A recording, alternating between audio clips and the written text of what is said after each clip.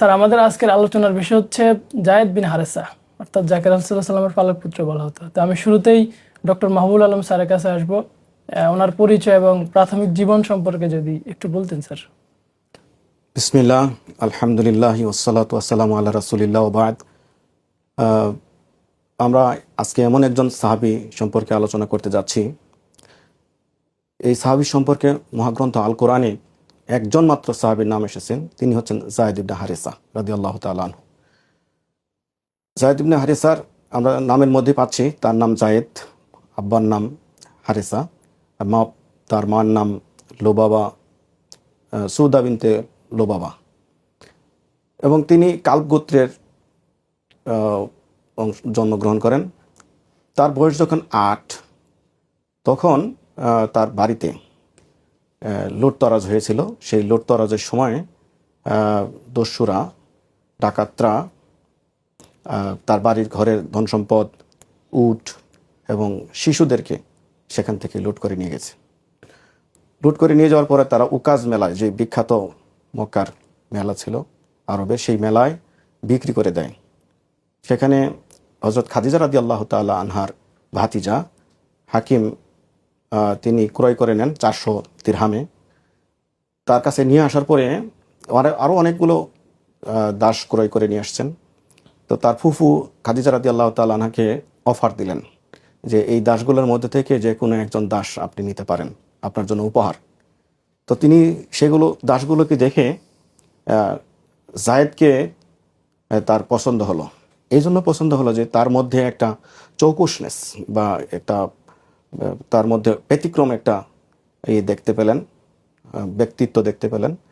তো তাকে চয়েস করলেন, এবং পরবর্তীতে যখন রাসূল সাল্লাল্লাহু আলাইহি সাল্লামের সাথে তার বিবাহ বন্ধনে আবদ্ধ হন, তখন তিনি এই জায়েদকে রাসূল সাল্লাল্লাহু আলাইহি সাল্লামের কাছে নিয়ে যান এবং উপহার দেন। তাতে রাসূল সাল্লাল্লাহু আলাইহি সাল্লাম অনেক খুশি হয়েছিলেন। তো এদিকে তার বাবা হারেসা এবং তার মা খুব কান্নাকাটি করতেছিলেন, তাকে খোঁজাখুঁজি করতেছিলেন, কোথাও পাচ্ছে না তাকে। এইভাবে অনেক দিন অতিবাহিত হচ্ছিল। অবশেষে বিভিন্ন জায়গায় খোঁজাখুঁজি করে না পেয়ে তার বাবা অনেক শোকাহত হয়ে পড়েন। সন্তান হারার পরে তিনি একজন সাহিত্যিক ছিলেন, কবিতা লেখলেন, শোকগাথা কবিতা, যে আমার পুত্র আমার পুত্র জায়েদ কোথায় আছে আমি জানি না, সে কি ভালো আছে ইত্যাদি বলে সে কবিতা লিখেছিল। সেই কবিতা বিভিন্ন জায়গায় ছড়িয়ে ছিটিয়ে পড়ে। তো আরবের একটা নিয়ম ছিল, প্রতি বছর কাবার তাওয়াফ করার তাদের একটা হজ মৌসুমে সিস্টেম ছিল। তো সেই সিস্টেমের অংশ হিসেবে হজ মৌসুমে কালব গোত্রের লোকেরা এসে কাবা তাওয়াফ করতেছিল। সেই সময় জায়েদকে তার সাথে দেখা হয়ে গেল, জায়েদের সাথে, ওই পরিবারের তার এলাকার লোকদের সাথে। তখন চিনতে পারলেন জায়েদকে দেখে, এবং কথোপকথন হলো, কিভাবে কি হলো ইত্যাদি বিস্তারিত বর্ণনা যখন জায়েদের কাছ থেকে শুনলো, অতঃপর তারা তার বাড়িতে এলাকায় গিয়ে তার বাবা মাকে বললেন। তখন তার আব্বা হারেসা তাকে নিয়ে আসার জন্য, অর্থাৎ মক্কা থেকে মুহাম্মদের কাছ থেকে নিয়ে আসার জন্য মুক্তিপণ জোগাড় করলেন, বাহন হিসেবে উট জোগাড় করলেন, এবং তার ছোট ভাই কাবকে সাথে নিলেন। নিয়ে রাসূল সাল্লাল্লাহু আলাইহি সাল্লামের বাড়িতে উপস্থিত হলেন এবং এসে বললেন, হে আব্দুল মুত্তালিবের বংশধর, হে কাবার প্রতিবেশীরা, হে অন্নহীনকে অন্ন দানকারী, হে বস্ত্রহীনকে বস্ত্র দানকারী, আশ্রয়হীনকে আশ্রয় দানকারী, আমার পুত্র জায়েদ আপনাদের কাছে আছে, আমরা তাকে নিতে এসেছি। এর জন্য কি বিনিময় চান, কত মানে মুক্তিপণ দিতে হবে, আমি তা নিয়ে এসেছি, তা গ্রহণ করে আমার পুত্রকে দিয়ে দিন। এরপর রাসূল সাল্লাল্লাহু আলাইহি সাল্লাম বের হয়ে আসলেন ঘর থেকে, এসে শুনলেন, দেখলেন। এরপর জায়েদকে ডাকলেন, জায়েদকে ডেকে বললেন, এরা কারা? তখন তিনি বললেন যে এটা হচ্ছে আমার বাবা, উনি হচ্ছেন আমার চাচা।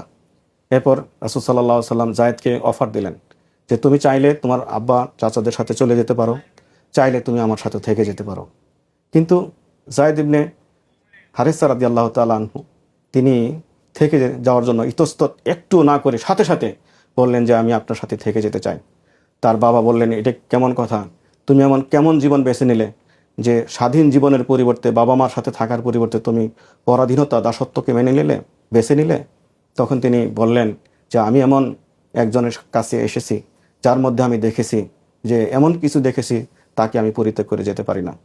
তখন রাসূল সাল্লাল্লাহু আলাইহি সাল্লাম তাকে সাথে করে নিয়ে বাইতুল্লাহ গেলেন এবং হাজরে আসওয়াদের সামনে গিয়ে জোরে ঘোষণা দিলেন, হে কুরাইশগণ, হে কুরাইশ মণ্ডলী, তোমরা সাক্ষী থাকো যে আজ থেকে আমার এই জায়েদ নিজের পুত্র, নিজের ছেলে, এবং সে আমার উত্তরাধিকারী, আমিও তার উত্তরাধিকারী হব।